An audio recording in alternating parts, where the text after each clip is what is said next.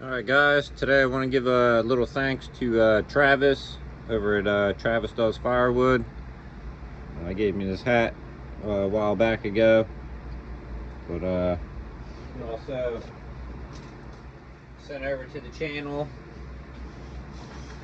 this set of boring bars, so I want to say thanks, Travis. These will help out for doing some of the cylinder work, but give you guys a short little peek at it.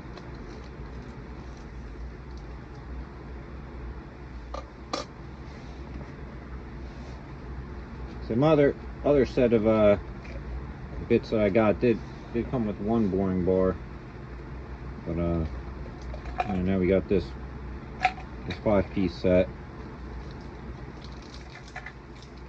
That skinnier one should come in handy for some other stuff I was trying to make. But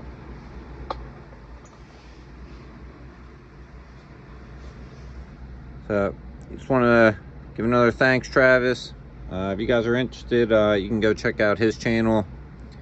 He does a lot with firewood, and also has this cool podcast, where he interviews people and talks about firewood and chainsaws and everything and anything firewood related. So thanks for watching, guys, and stay tuned for more.